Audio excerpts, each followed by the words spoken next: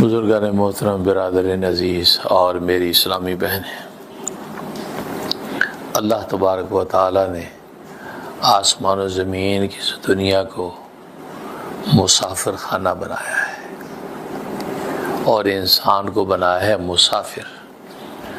گویا کہ دنیا میں انسان مسافر ہے، بھلے چھوٹا سفر کرے، بھلے بڑا سفر کرے، بھلے ذہنی سفر کرے، بھلے حصی سفر کرے، لیکن دنیا میں ہر وقت انسان مسافر بنا رہتا ہے۔ یہاں تک کہ اگر اپنے گھر کے اندر بیٹھا ہے تو کبھی بیڈ روم سے کچن تک کا سفر کرتا ہے، کبھی کچن سے باتھ روم تک کا سفر کرتا ہے، کبھی باتھ روم سے ڈرائنگ روم تک کا سفر کرتا ہے۔ تو ایک چھوٹے سے گھر کے اندر بھی وہ چھوٹے چھوٹے سفر میں مصروف رہتا ہے، کسی ایک جگہ ٹک کر بیٹھتا نہیں ہے۔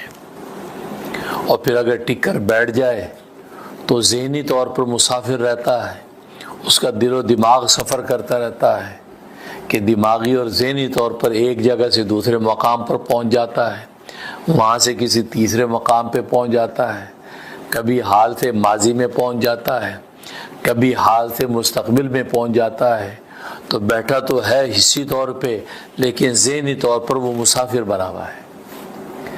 تو گویا کہ انسان ہر حال میں یہاں پر مسافر ہے اور دنیا میں چھوٹے چھوٹے سفر کرتا نظر آتا ہے۔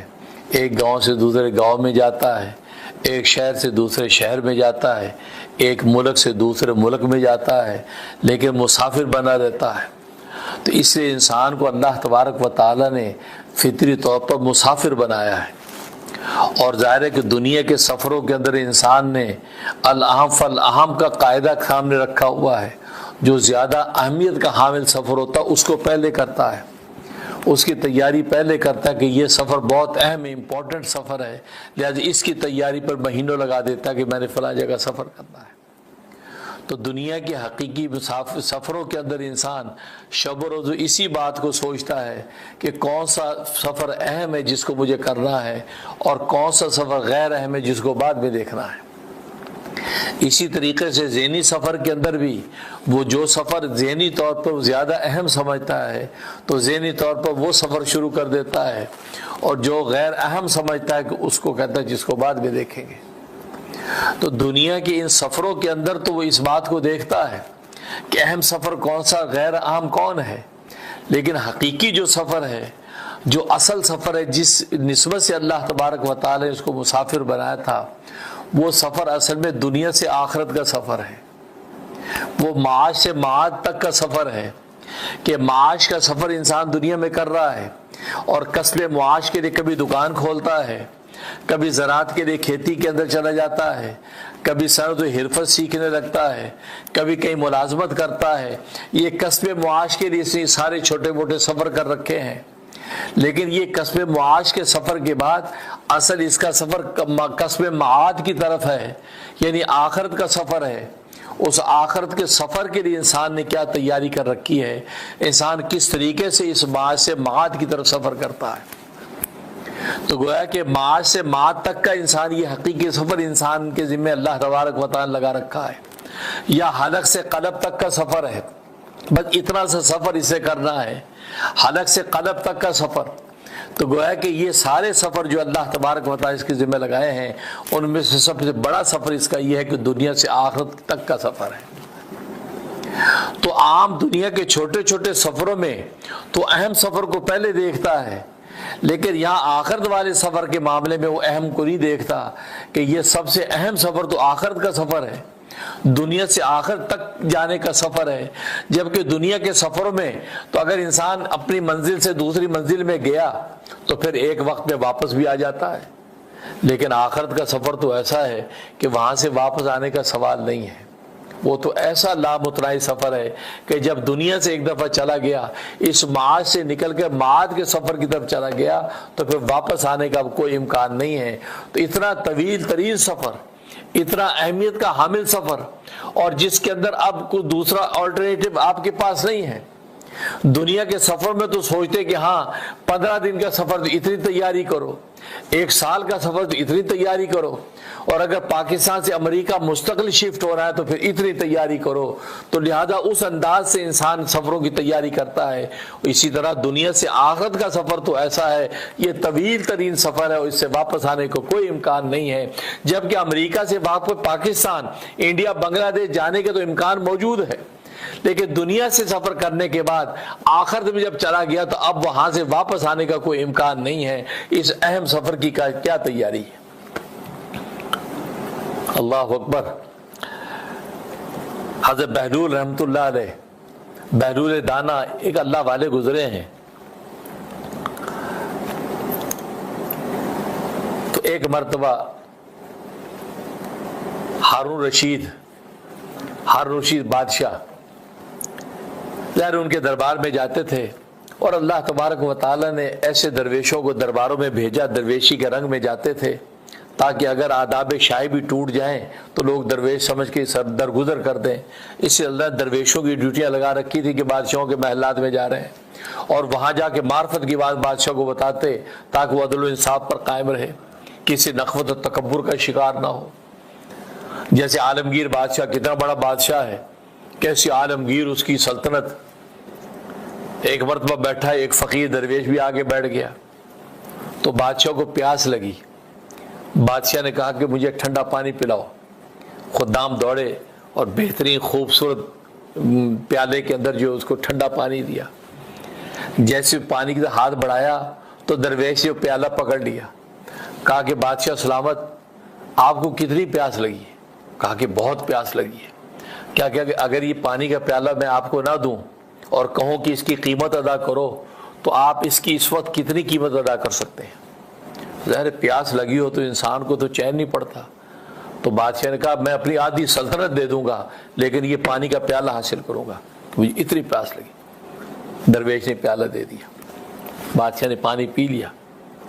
جیسے پانی پی لیا تو اس کے بعد درویش نے کہا بادشاہ سلامت، یہ پانی جو آپ کے بدن کے اندر گیا ہے اگر یہ بدن سے نہ نکلے، اس کو نکالنے کے لیے آپ کتنی قیمت ادا کریں گے؟ تو بادشاہ نے کہا کیا بات کر رہے ہیں، میں اس کو نکالنے کے لیے باقی آدھی سلطنت دے دوں گا، لیکن اس پیشاب کے رکنے کی تکلیف یہ میں نہیں برداشت کر سکتا۔ یہ بات کہی۔ اب درویش نے اپنی بات کہی کہ بادشاہ سلامت، کہ جس بادشاہ کی اتنی سی قیمت ہے کہ ایک پانی کا گھونٹ بدن کے اندر گیا اور ایک پانی کا گھونٹ باہر نکلا اور بادشاہ تیری بک گئی، اس بادشاہ پر تکبر ناز کس بات کا ہے؟ اللہ اکبر۔ تو بادشاہ زبان حال سے پکارا، جزاک اللہ کے چشمے باز کرتی، اے درویش اللہ تجھے جزائے خیر دے، تو نے تو آج میری آنکھیں کھول دی، مرابع جاننا کہ جہاں ہمراز کر دی، تو نے تو ایک لمحے میں دنیا سے آخرت کی طرف مجھے پہنچا دیا، مجھے اپنے خدا سے ملا دیا ایک جملے سے۔ واقعی تو نے صحیح کہا ہے کہ پانی کا گھونٹ اندر گیا اور پانی کا گھونٹ باہر نکلا، سلطنت بک گئی۔ اس سلطنت میں تکبر کس بات کا؟ یہ تو خدا نے ہمیں ذمہ داری دے رکھی ہے کہ سلطنت پر بادشاہ بن کے بیٹھ جا، حقیقت میں تو رعایا کا خادم ہے، عدل و انصاف کی حکومت کر تاکہ اللہ تبارک و تعالیٰ کا سچا مظہر بن کے اللہ کے سامنے پیش ہو۔ تو دیکھیے یہ حالت ہے کہ انسان جو ہے وہ اس مسافر خانے کے اندر ہر چیز کے سفر کے اندر تگ و دو اور محنتیں کر رہا ہے۔ تو خیر ہارون رشید کے پاس جب بہلول دانا گئے، اب ان کو سب لوگ دیوانہ ہی کہتے تھے، تو بہلول بادشاہ کے ہارون رشید بھائی ایک چھڑی پڑی تھی، چھڑی بڑی خوبصورت سی چھڑی۔ اس نے کہا بہلول یہ میں تمہیں چھڑی دیتا ہوں، تو تم سے زیادہ کوئی احمق ہو اس کو دے دینا، تم سے بھی زیادہ کوئی احمق ہو تو یہ چھڑی اس کو دے دینا۔ یہ بات کہی، انہوں نے لے لی۔ اب اللہ والوں کو تو یہ کمال ہوتا ہے کہ وہ بھڑکتے نہیں ہیں، حالانکہ اسے احمق کہہ دیا، دیوانہ کہہ دیا، اس پر نہیں تپے نہیں، اجی آپ نے میری انسلٹ کر دی، آپ نے میری توہین کر دی، اب میں تمہیں احمق لگتا ہوں؟ جیسے آج ہم چھوٹی سی بات پہ بھڑک جاتے ہیں، کیا پدی کا شوربہ ہے، کوئی چھوٹی سی بات کر دی، اجی آپ جانتے نہیں مجھے، آپ نے یہ کیا کہا؟ نہیں، اپنی حقیقت پہ نگاہ ہوتی ہے اللہ والوں کی۔ تو بہلول دانا نے چھڑی لے لی، لے کے چلے گئے۔ کچھ عرصے کے بعد پتہ چلا کہ بادشاہ ہارون رشید بیمار ہے۔ ظاہر ہے کہ شہزادے ملکوں کے اور بادشاہ آ کے تیمارداری کر رہے ہیں، اطباء آ رہے ہیں، علاج معالجہ بھی چل رہا ہے۔ اب بہلول دانا بھی پہنچ گئے۔ بہلول دانا بھی پہنچ گئے بادشاہ کی تیمارداری کے لیے. کہا کہ بادشاہ سلامت، کیسے مزاج ہے، کیا حال ہے؟ کہا کہ کیا مزاج، بس اب تو ایک سفر درپیش ہے، سفر کرنے لگا ہوں. اچھا سفر، کون سا سفر؟ کہا کہ آخرت کا سفر، کیونکہ جب بیماری آ گئی، اب مرنے کا وقت ہے. کہا آخرت کا سفر. اچھا آپ آخرت کا سفر کر رہے ہیں، اوہو تو واپسی کب ہے؟ اور کہتا کہ بادشاہ کہتے ہیں بہلول آپ واقعی دیوانے ہیں، یہ آخرت کے سفر سے واپس کوئی نہیں آتا. یہ تم کہتے آخرت کے واپس نہیں آتا، یہ سفر ایسا سفر ہے، ایسا یہ واپس کوئی نہیں آتا، بڑا لمبا سفر ہے. اچھا تو سفر کے لیے پھر آپ نے پہلے کچھ عسکری اور لشکری طاقتیں بھیج دی ہیں، پہلے وہاں پر اپنے محلات اور اپنے خیمے قائم کر دیے ہیں، جیسے دنیا کے سفر کیا کرتا تھا کہ پہلے سے کہ لشکر جا رہا ہے، مقدمۃ الجیش، وہاں پر سب جب سفر کی تیاریاں، بادشاہ سلامت کے پروٹوکول کے انتظامات. کہا کہ آپ نے اس سفر کے لیے کچھ بھیج دیا آگے لشکر؟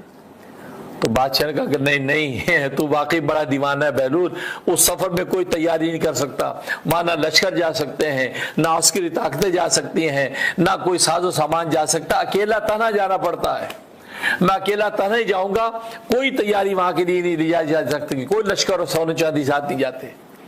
اچھا کچھ بھی نہیں ساتھ جاتا، تو پھر آپ اکیلے جا رہے، تیاری کیا کی؟ کہا کوئی تیاری نہیں کی، بس اکیلا سفر کر.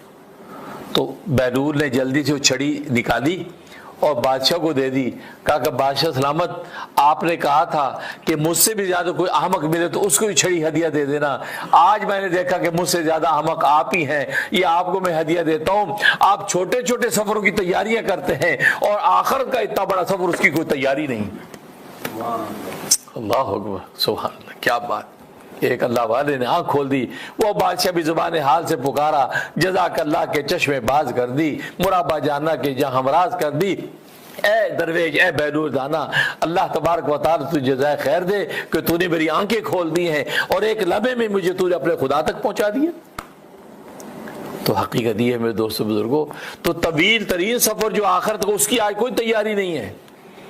اور جبکہ دنیا کے اندر اللہ تبارک و تعالیٰ نے انسان کو کسب معاش کے نتیجے میں جو نعمتیں دے رکھی ہیں وہ 7 طرح کی نعمتیں، 7 طرح کی نعمتیں جو اللہ تبارک و تعالیٰ نے دنیا میں ہمیں دے رکھی ہیں.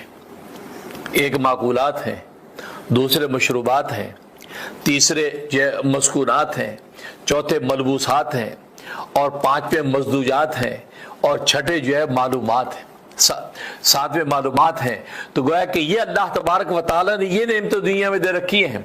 تو معقولات یعنی کھانے پینے کی چیزیں اللہ نے دے رکھی ہیں، پھر مشروبات یعنی پینے کے خزانے دے رکھے ہیں، پھر ملبوسات پہننے کے کپڑے اور لباس دے رکھے ہیں، اور پھر جو ہے وہ مسکونات رہنے کے مکان دے رکھے ہیں، اور پھر مزدوجات یعنی بیوی کی شکل میں رفیق حیات دے رکھا ہے، اور پھر معلومات، تو انسان کو معلومات دے رکھی ہیں، انفارمیشن جو دنیا کے اندر انسان شیئر کر رہا ہے. تو 7 طرح کی نعمتیں اللہ تبارک و تعالیٰ دنیا میں دے رکھی ہیں، اور 7 طرح کی نعمتوں کو اللہ تبارک و تعالیٰ نے اتنا پرکشش رکھا ہے کہ ہر نعمت کی طرف انسان کھینچتا چلا جاتا ہے.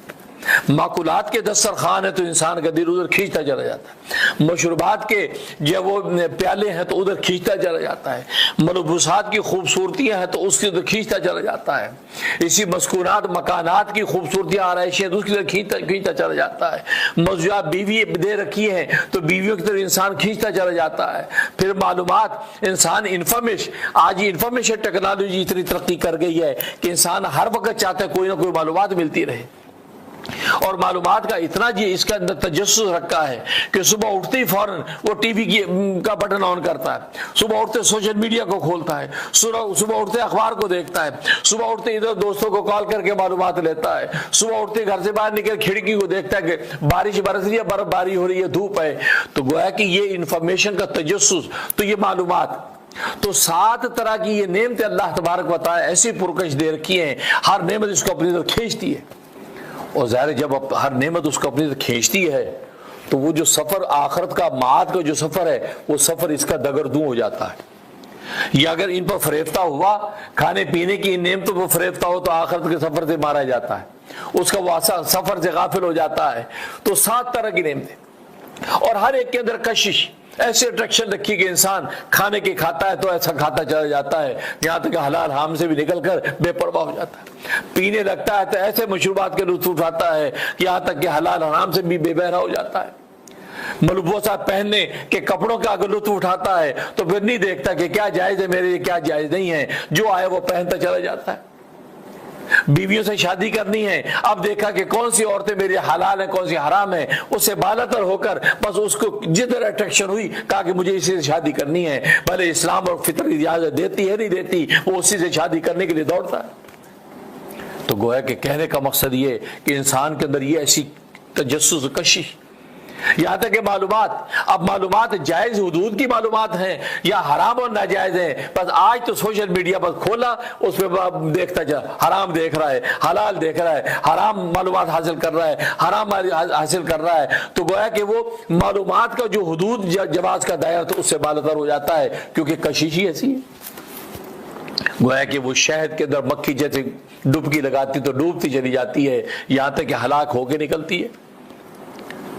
یہ اس کشش کی وجہ سے وہ اپنا معاد اور آخرت کا سفر خراب کر بیٹھتا ہے, جس کے نتیجے میں ظاہر ہے کہ جب مرے گا تو اللہ تبارک و تعالیٰ کے سامنے پیش ہوگا تو شرمندہ ہوگا کہ تجھے کھانے کی نعمتیں میں نے اس لیے دی تھی کہ کھانا دینے والے کو بھول جائے, پینے کے خزانے میں نے اس لیے دیے تھے کہ پینے کے خزانے دینے والے کو بھول جائے, تمہیں پہننے کے کپڑے میں نے اس لیے دیے تھے کہ جس سے یہ نعمت عطا کی اس کو تو بھول جائے, تجھے جو ہے وہ رہنے کے مکانات میں اس لیے دیے تھے کہ جس نے مکان کی نعمت دی اسی کو بھول جائے, تجھے حلال بیوی اس لیے دی تھی کہ جس سے یہ حلال تیرے لیے کی تھی, جس اللہ کے نام پہ تو نے اس کو حلال کیا تھا تو اسے اللہ کو بھول جائے, اور معلومات کے ذرائع اور خزانے تمہیں اس لیے دیے تھے کہ تو اس کے اندر ایسا گھوم جائے کہ اس علم کی روشنی سے اس اللہ کو پانے کی بجائے اللہ کے غیر کی طرف دوڑے, تو اللہ کے سامنے شرمندہ ہوگا.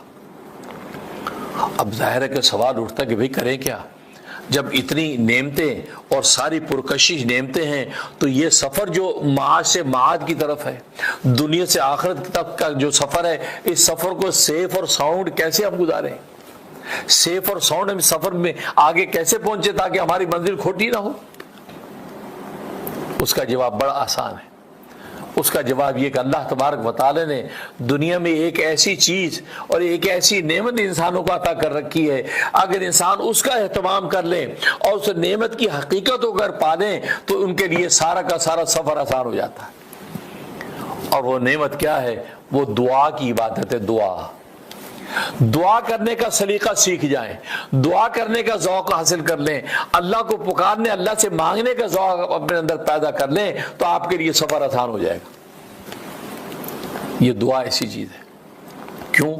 اس لیے کہ دعا جب مانگتا ہے انسان تو اللہ کو اپنے قریب محسوس کرتا ہے کہ میں اللہ کے قریب ہوں, تبھی تو دعا مانگ رہا ہے, تبھی دعا مانگ رہا ہے. تبھی سورہ بقرہ کی آیت نمبر 186 یہ ایک واقعے پر نازل ہوئی. ایک دیہاتی رسول اللہ کے پاس آیا, کہا یا رسول اللہ صلی اللہ علیہ وسلم, یہ اللہ کے بارے میں ہمیں کچھ معلومات دیجیے. اللہ ہمارے قریب ہے کہ ہم اس سے آہستہ آہستہ بات کریں, آہستہ آہستہ مناجات کریں, یا اللہ ہم سے دور ہے کہ ہم اس کو پکار کے بولیں؟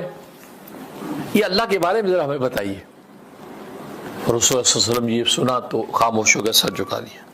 ظاہر ابھی تک وحی کے ذریعے سے اس کی تفصیلات علم میں نہیں ہوں گی, سر جھکا دیا. اسی وقت آیات نازل ہو گئی, یہ سورۃ بقرہ کی آیت نمبر 186 نازل ہو گئی, جس میں اللہ تبارک و تعالیٰ فرماتے ہیں وَإِذَا سَأَلَكَ عِبَادِي عَنِّي فَإِنِّي قَرِيب. اے پیغمبر, جب میرے بندے تجھ سے میرے بارے میں پوچھیں تو ان کو بتا دو میں قریب ہوں, میں قریب ہوں, دور نہیں ہوں, میں قریب. اجیب تو دعوت داعی اذا دعانی, میں دعا کرنے والی کی دعا کو قبول کرتا ہوں, سنتا ہوں جب مجھ سے دعا کرتا ہے. جب دعا کرنے والا دعا کرتا ہے میں اس کی دعا کو سنتا ہوں, قبول کرتا ہوں. فَلْيَسْتَجِیبُوا لِی, بس تم بھی میری اطاعت کرو, کیونکہ جب تم دعا میں مجھے پکارو تو میں آتا ہوں, سنتا ہوں, قبول کرتا ہوں. پھر میں جب تمہیں پکارو تم بھی پھر سنو. میں بھی جب تمہیں پکاروں کہ یہ کرو, یہ حلال ہے تو تم کرو, یہ حرام ہے اس سے بچو, تو تم بھی پھر یہ حکم کو مانو. ظاہر ہے کہ گیو اینڈ ٹیک ہوگا نا. جب میں تمہاری سنتا ہوں تو تم میری بھی سننا. وَلْيُؤْمِنُوا بِي, اور مجھ پر ایمان پہ جمے رہو. ایمان تو پہلے ہے ہی ہے, تمہارا مومن ہے تبھی تو پکار رہا ہے, لیکن اس ایمان پر مرتے دم تک جمے رہنا. وَلْيُؤْمِنُوا بِي, مجھ پر ایمان پر جمے رہنا. لَعَلَّهُمْ يَرْشُدُونَ, تاکہ تم راہ پا جاؤ, تاکہ تم ہدایت یافتہ ہو جاؤ. یہ آیات نازل ہوئی. اب اس آیت میں اللہ تبارک و تعالیٰ فرما رہے ہیں کہ جب بندے میرے بارے میں تجھ سے پوچھیں, اب میرے بارے میں کیا پوچھے وہ سوال ذکر نہیں کیا, اور سوال ظاہر احادیث سے پتہ چل گیا اور شان نزول سے پتہ چل گیا کہ پوچھنے والے نے اللہ کے بارے میں یہ پوچھا تھا کہ اللہ قریب ہے کہ دور ہے. قریب ہے تو ہم آہستہ آہستہ اسے پکاریں, دور ہے تو پکاریں, چیخ چیخ کر پکاریں. تو اللہ نے فرمایا فإنی قریب, ان کو بتا دو میں قریب ہوں. بس آپ آہستہ آہستہ مناجات کرو گے, مجھ سے دعا کرو گے تو میں سنوں گا, لیکن شرط یہ کہ تم میری بھی سننا. جب میں تمہیں بلاؤں تو تم بھی آنا, جب تم مجھے بلاتے ہو میں آتا ہوں, تو جب میں تمہیں بلاؤں تو تم بھی آنا. اب یہاں پر فإنی قریب, میں قریب ہوں. اب دیکھو قرب دو طرح کا ہے, ایک قرب علمی ہے. یہاں اللہ تبارک و تعالیٰ اپنے قرب علمی کا ذکر کر رہے ہیں کہ میں علمی اعتبار سے قریب ہوں, کہیں بھی کوئی پکارے گا تو میں اس کا پکار سن لوں گا, اسی کی پکار سن لوں گا. میں ایسے, میرا کسی کا پکارنا میرے علم سے باہر نہیں ہے, میں نے اس کو سن لیا, میں نے اس کو دیکھ لیا, سمجھ لیا, قریب ہوں. دوسرا قرب لطف ہی ہے.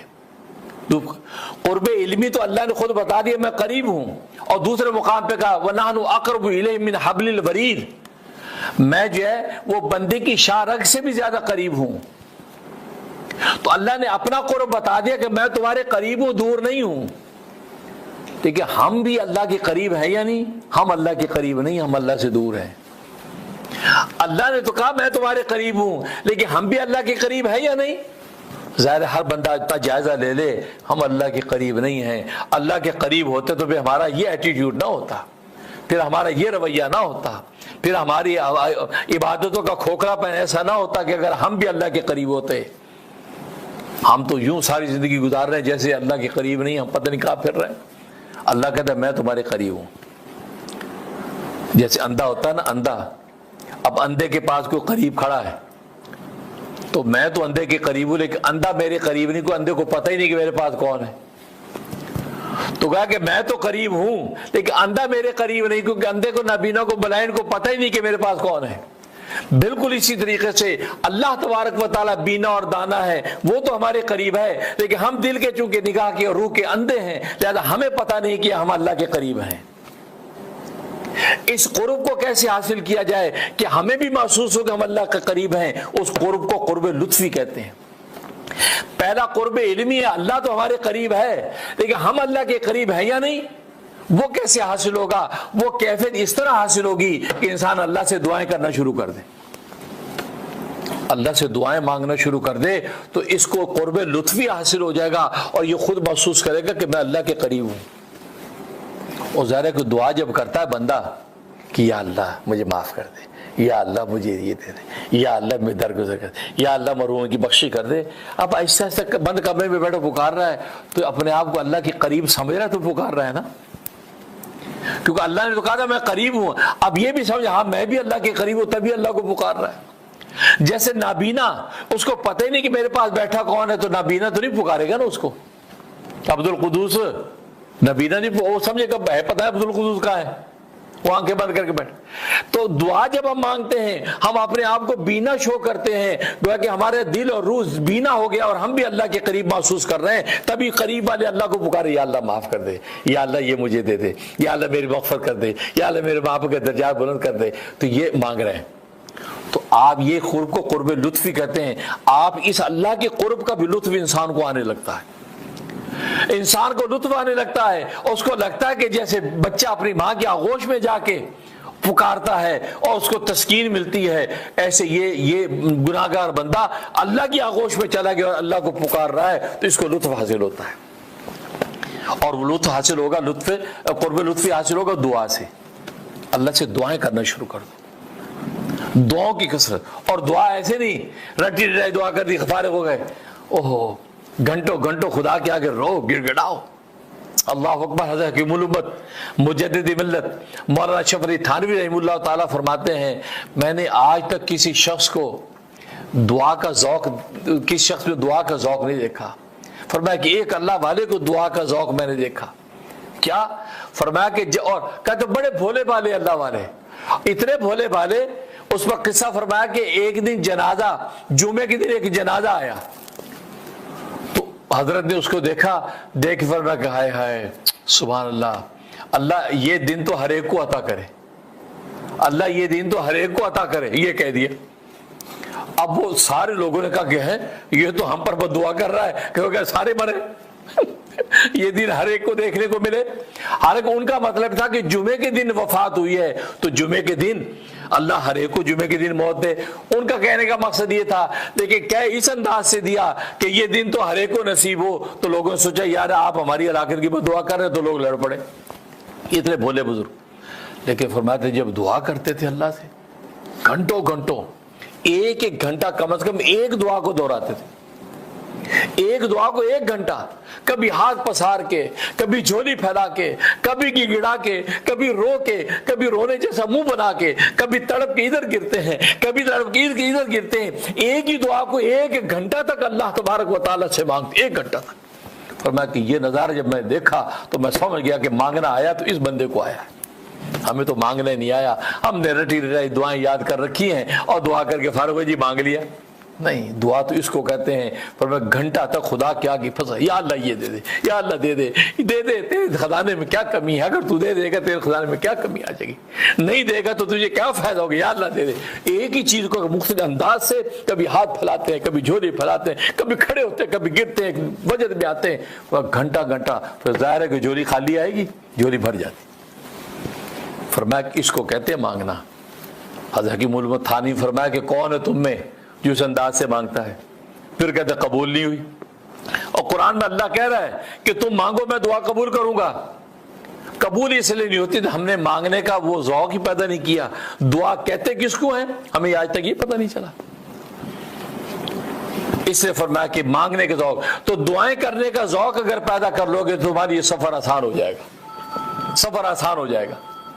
کھانا پینا ہے، پہننا اوڑھنا ہے، رہنا سہنا ہے، بیوی بچے ہیں، انسان کی معلومات ہے، ہر ایک کو دعا کے ساتھ شروع کرو۔ تبھی تو نبی نے کھانے کو دعا سے شروع کیا، دعا پہ ختم کیا، پینے کو دعا سے شروع کیا، دعا پہ ختم کیا، پہننے کو دعا سے شروع کیا، دعا پہ ختم کیا۔ تو گویا کہ انسان کی زندگی کے ہر پہلو میں نبی پاک صلی اللہ علیہ وسلم نے دعائیں بتائی ہیں۔ ان دعاؤں کا مقصد یہی ہے کہ یہ دعا وہ راز ہے کہ جب اللہ تبارک و تعالی سے قدم قدم پہ مانگو گے تو تمہیں قرب لطفی نصیب ہو جائے گا۔ یعنی اللہ نے تو کہہ دیا میں تمہارے قریب ہوں، لیکن تم بھی اللہ کے قریب ہو، یہ کیفیت اور احساس اللہ تبارک و تعالی تمہیں نصیب فرما دیں گے۔ اور جب تم یہ محسوس کرنے لگو گے کہ میں بھی اللہ کے قریب ہوں تو پھر آپ دیکھیں زندگی کو لطف کیا ہوگا، پھر زندگی کا لطف کیا ہوگا، کیونکہ اللہ تو قریب ہے ہی ہے، اور پھر آپ بھی محسوس کرنے لگے میں بھی اللہ کے قریب ہوں، فرمایا یہ ذوق دعا سے پیدا ہوگا۔ اور ظاہر ہے کہ دعا انسان مانگتا ہی اس لیے کہ اللہ کو قریب سمجھتا ہے اور اپنے آپ کو اللہ کے قریب سمجھتا ہے کہ یار اللہ میری سن رہا ہے۔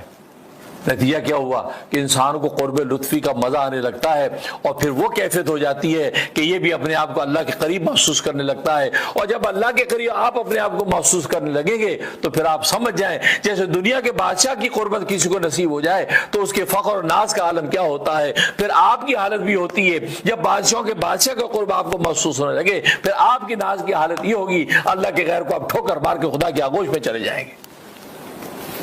پھر وہی شان ہو جائے گی جو پیران پیر شیخ عبد القادر جیلانی رحمۃ اللہ علیہ، حضرت غوث پاک، ان کی خانقاہ کا لنگر چلتا ہے، صبح شام ہزاروں مریدین متوسل آتے ہیں اور کھاتے ہیں۔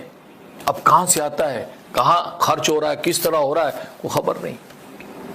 تو وقت کے بادشاہ نے دیکھا کہ اتنی بڑی خانقاہ کے اتنا بڑا لنگر چلتا ہے، تو اسے ایک پرچے پہ لکھا کہ حضرت اتنا بڑی خانقاہ کا لنگر چل رہا ہے، کہاں سے آتا ہے، کس طریقے سے خرچ ہوتا ہے، میں چاہتا ہوں میں بھی کوئی خدمت کروں۔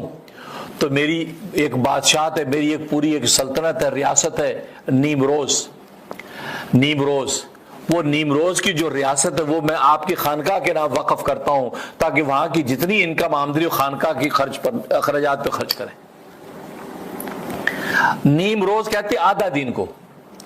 اب اس کا معنی ذہن میں رکھو گے تو بات سمجھ میں آ جائے گی. نیم روز کہتے ہیں آدھا دن, 12-1 بجے کا دن, اس کو نیم روز کہتے ہیں. اور نیم شب کہتے ہیں آدھی رات, جب اللہ والے رات کو اٹھ کے خدا کو پکارتے ہیں. اب پرچے پہ جب یہ لکھا بھیج کہ نیم روز کی بادشاہ جو ہے تیرے سپرد کرتا ہوں تاکہ خانقاہ کا خرچہ چلے, تو حضرت نے وہ پرچہ دیا اور اس کی پرچے کی پشت میں لکھا, کیا لکھا, کہا کہ جب سے عبد القادر کو نیم شب کی بادشاہت ملی ہے اس وقت سے نیم روز کی بادشاہت کو ٹھوکر مار دی. نیم شب مطلب رات کو اٹھ کے جب خدا سے پکارتا ہوں, خدا کے سامنے لا الہ کے نعرے لگاتا ہوں, سجدوں میں گر کے اس کے سامنے ہاتھ پھیلاتا ہوں, جھولی پھیلاتا ہوں, خدا کے سامنے گڑگڑاتا ہوں, آہوزاری کرتا ہوں, اور خدا جب اس جھولی کو بھر دیتا ہے. وہ بادشاہ جب سے مل گئی ہے کہ بادشاہوں کے بادشاہ کے قرب کا مزہ, اس کے بعد دنیا کے بادشاہوں کو ٹھوکر مار دی. اللہ اکبر. دوستو یہ مومن کے لیے وہ ہے بادشاہ اصل, رات کی بادشاہ. رات کو اٹھ کے خدا کو پکارنا, ایسا لگتا ہے کہ اللہ آپ کی باتیں کر رہا ہے. اور حدیث میں تو آتا ہے اللہ تبارک و تعالیٰ اس آسمان دنیا تک اجلال فرماتے ہیں. تہجد کے وقت میں آسمان دنیا پہ اجلال فرماتے ہیں, اور ساری رات صبح صادق تک اللہ کی طرف سے اعلان ہوتا رہتا ہے, حل من مسترزق فارزق لو, ہے کوئی تم میں سے رزق مانگنے والا میں اس کو رزق دوں. حل من مبتلا فعافیہ ہو, ہے کوئی کسی مصیبت میں مبتلا میں اس کو عافیت دے دوں. اللہ تبارک و تعالیٰ ایک ایک چیز کا اعلان کرتے ہے. کوئی تم میں سے بیمار میں اس کی بیماری دور کر دوں, ہے کوئی تم میں سے مغفرت مانگنے والا اس کو مغفرت بخشی دے دوں. تو اللہ تبارک اللہ قضا ایک ایک انسانی ضرورت کا نام لے لے کے اللہ تبارک و تعالیٰ اعلان کرتے ہیں. اور ظاہر اس وقت میں کھڑے ہو کے آپ نے جب ہاتھ پھیلا دیے تو قبول ہوں گے کہ نہیں ہوں گے؟ قبول ہوں گے. اسی کو پیرانی پیر شیخ عبد القادر جیلانی کہتے ہیں, وہ بادشاہت مجھے مل گئی ہے نیند کو ٹھوکر مار کے, نرم بستر چھوڑ کے, اور خدا کے سامنے مصلی پہ کھڑے ہو کے پکارتا ہوں تو فرمایا کہ اس پر پھر سب کچھ ملتا ہے, مجھے تیری بادشاہت کی ضرورت نہیں ہے. آج ہم نے راتوں کو اس طرح اٹھ کے مانگنا چھوڑ دیا ہے. اس سے حضرت علی مرتضیٰ باب العلم قضا کرم اللہ وجہ رضی اللہ تعالیٰ عنہ کیا فرماتے ہیں؟ فرمایا کہ رات کو رازق کو تلاش کرنا شروع کر دو, رات کو رازق کو پکارنا شروع کر دو, دن میں رزق تمہیں تلاش کرے گا. کیا بات ہے, رات کے اندھیروں میں رازق کو پکارو, رازق کے سامنے سجدے میں گرو, رازق کے آگے ہاتھ پھیلاؤ, فرمایا دن کے سیوے میں رزق تمہارے پیچھے پیچھے آئے گا. آج ہم نے رازق کو یاد کرنا چھوڑ دیا ہے, راتوں میں خدا کے ساتھ پکارنا چھوڑ دیا, اور دن میں رزق کو ڈھونڈتے ہیں, رزق آگے آگے بھاگتا ہے, رزق آگے آگے بھاگتا ہے. اس کو پتا ہے کہ اس کے فیصلے تو رازق کی وانسیوں نے, رازق کو پکارا نہیں.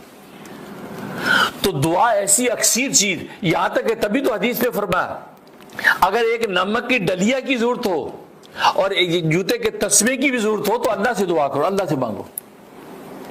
اب نمک کی ڈلی اللہ سے مانگے گا, ذرا پڑوسی کا دروازہ بجا کے کہا کہ یار نمک ہے. وہ تسمہ جو ہے اللہ سے مانگے گا, وہ تو جا کے کہیں سے وہ شولے سے لے لے گا. یہ کیا بات ہے کہ ایک نمک کی ڈلی بھی مانگو تو اللہ سے دعا کرو, اللہ سے مانگو.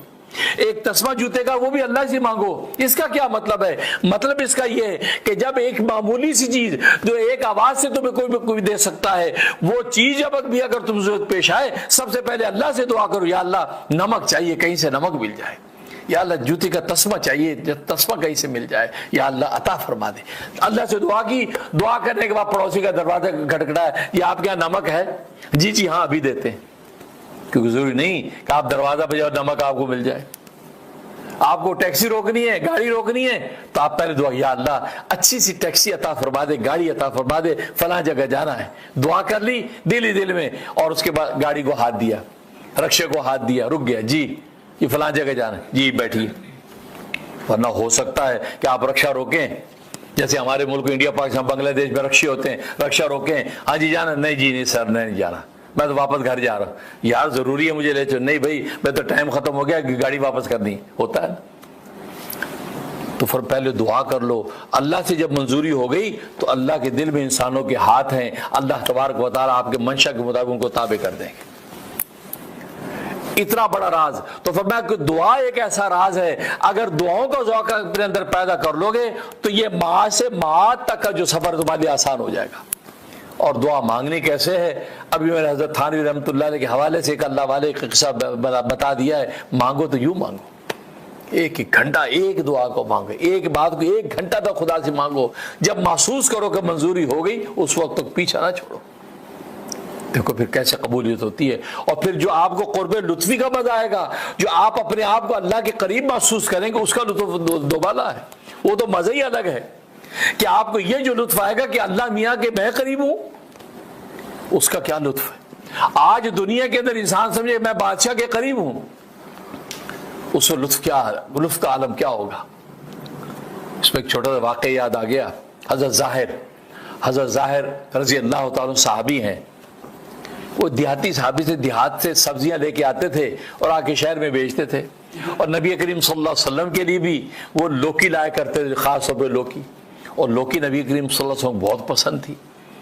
یہاں تک کہ لوکی آپ خود کاٹ کاٹ کے قطرے تیار کرتے تھے گھر میں سبزی, یعنی گھر والوں کا ہاتھ بڑھاتے سبزی لوکی شوق سے کاٹتے آپ. اور سالن میں لوکی کا تو لوکی کے قطرے ڈھونڈ ڈھونڈ کے کھاتے تھے. اس لیے خاص لوکی کی سبزی کے بارے میں شریعت کا مسئلہ ہے کہ اگر ایک شخص کہے کہ یار نبی پاک صلی اللہ علیہ وسلم کو لوکی بڑی پسند تھی, ایک شخص نے کہا لوکی بڑی پسند تھی, نبی پاک کو بڑی محبوب تھی, اور سامنے والا کہے نہیں یار لیکن مجھے نہیں پسند, فقط کافر, وہ آدمی کافر ہو جائے گا. کہ اس نے نبی پاک صلی اللہ علیہ وسلم کی پسند پر کاؤنٹر کر کے اپنی پسند کا ذکر کیا, لیکن یار مجھے پسند نہیں ہے, فرمایا وہ کافر ہو جائے گا. یعنی لوکی کی سبزی کو اللہ نے یہ تقدس عطا کیا ہے, جس کو ہمارے ملکوں میں کدو بھی کہہ دیتے ہیں اور یہاں لوکی کہتے ہیں, یہ اتنی مقدس. تو فرمایا کہ یہ لوکی کی سبزی کے بارے میں, تو فرمایا کہ اس کے بارے میں کوئی چھوٹی بات نہ کرو, پسند ہے تو بہت اچھی بات ہے, ورنہ خاموش رہو, ورنہ لوکی کے منافع اتنے ہیں آپ عقل حیران. تو نبی پاک کو بہت محبوب. تو خیر یہ حضرت ظاہر جو صحابی ہیں یہ آئے ایک دن, تو آگے بازار میں سبزی بیچ پر ٹوکرا لگایا ہوا ہے اور وہ اعلان عام کر رہے ہیں لے لو بھی تازہ سبزی لے لو, تازہ سبزی لے لو. جیسے ہمارے ملکوں میں چکو دیہاتوں سے آ کے لوگ یہ وہ اپنی سبزیاں بیچتے ہیں. نبی کریم صلی اللہ علیہ وسلم جو ہے وہ گزرے تو دیکھا ظاہر جو سبزی بیچ رہا ہے. آپ کو صحابی بڑے محبوب تھے, آپ کے لیے سبزیاں لاتے تھے اور محبت کرتے تھے. آپ چپکے سے اس کے پیچھے گئے اور پیچھے سے پکڑ لیا, اس کو پیچھے سے پکڑ لیا اور آنکھوں کے اوپر ہاتھ رکھ دیا. تو فرمانے لگے, فرمایا کہ کوئی ہے کوئی اس غلام کو خریدنے والا, یہ غلام کو برائے فروخت ہے, یہ غلام برائے فروخت ہے. یعنی اسی کو غلام بنا کے بیچنے کا اعلان کر رہا ہے. اب پہلے تو ان کو محسوس پتہ نہیں چلا, تو انہوں نے ہاتھ رکھے, بھی کون ہے بھائی, تم کون ہو, جیسے انسان فطری طور پہ ریئیکشن کرتا ہے. تو جب ان کو محسوس کی تو رسول اللہ ہیں, اب کیا کریں, اب اور چپک رہے ہیں اور پیچھے پیچھے, پہلے کہتے چھوڑو مجھے چھوڑو تم کون ہو, اب رسول اب اور پیچھے پیچھے چپک رہے ہیں. اور حضور فرما رہے کہ کون ہے اس غلام کو خریدے گا. تو خود بولے یا رسول اللہ یہ غلام اتنا نکارا ہے کوئی 2 پیسے کا بھی نہیں لے گا, یہ بہت نکارا ہے, 2 پیسے کا بھی نہیں بکے گا. رسول اللہ فرمایا کہ نہیں ظاہر تجھے پتہ نہیں, تو اللہ کے یہاں بہت پیارا ہے, تو بہت قیمتی غلام ہے, تو انمول ہے, تیری کوئی قیمت لگا ہی نہیں سکتا. کہ اللہ کو ماننے والا رسول اللہ کا عاشق ہے, تیری کوئی قیمت لگا نہیں سکتا, تیری تو انمول ہے. اور وہ تواضع میں کہتے ہیں یہ غلام اتنا ناکار ہے, اس کو کون خریدے گا, یہ تو 2 پیسے کا بھی نہیں بکے گا. اب دیکھیے, اور رسول اللہ صلی اللہ علیہ وسلم تو ان کے قریب ہیں, جس کو قرب علمی کہنا چاہیے کہ اللہ میں قریب ہوں تمہارے, اللہ جیسے کہتے ہیں, وہ تو قریب ہیں. ان کو نہیں پتا کہ میں بھی رسول اللہ کے قریب ہوں یا نہیں. ان کو لطف نہیں آیا نا اس وقت تو چھڑانے کی کوشش کر رہے ہیں نا, یہ بطور نذیر کے میں واقع بیان کر رہا ہوں, تو چھڑانے کی کوشش کر رہے ہیں. لیکن جب ان کو محسوس کرنی رسول ہیں, ان کو پتا چلا میں بھی رسول کے قریب ہوں, اب ان کی قرب کو لطف بڑھ گیا, نہیں بڑھ گیا, بلکہ اور چپک رہے.